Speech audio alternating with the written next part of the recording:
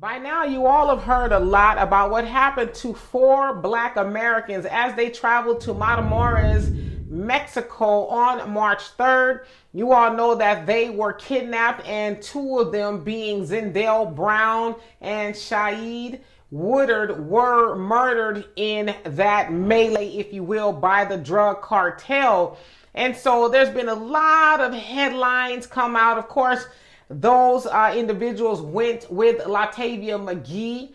She is said to be a mother of 6 to have a tummy tuck. It's also said that it's not her first time visiting Mexico for a surgical procedure, but nevertheless, they got lost on their way to the appointment.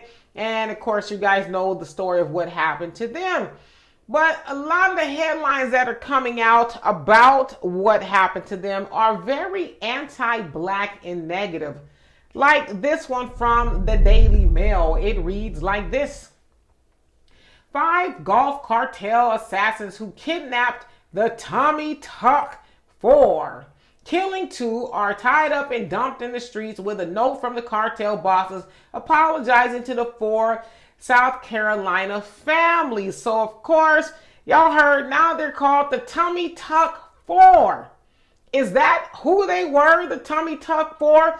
Even though they were going over there with her to have a tummy tuck? That sounds very hateful if you ask me. Well, in another headline, they did this.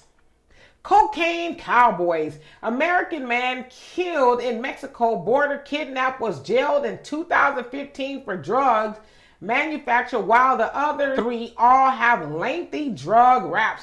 And if you can see there, it says one sold crack by school.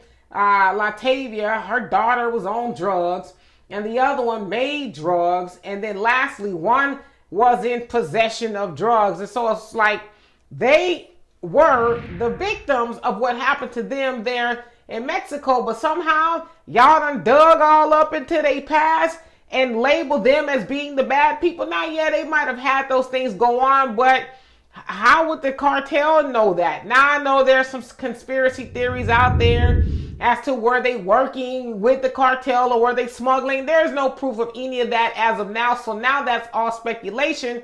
But we see what the white media does to Black victims.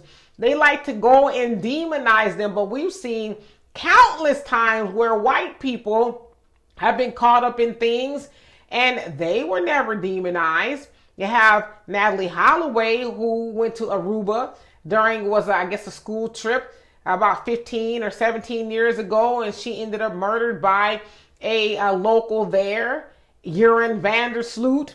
But they never talked about her in a very disparaging way, and we could go on and on and on how they, make the white victims glorified, if you will. And I'm not saying that victims should not be glorified, but they don't do what they do to Black people. So the other thing I want to say before I leave here is those of us that have some sort of a media platform or some sort of an influence, we should spend time edifying our people, putting us in the best light as we can. Now listen, I'm not saying that we should not talk about some things that are negative, but we should spend more time talking about the good things that we as Black people do, because there's a lot of good things that we do.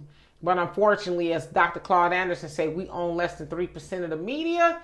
And so the narrative about us is probably going to always be negative, because those folks, they own the media and it gives them a lot of ratings to talk bad about Black people. So anyway, y'all tell me what you think of this. And for more insightful commentary, please subscribe to this channel and my channel, The Demetra Kaye Show, here on YouTube. Peace.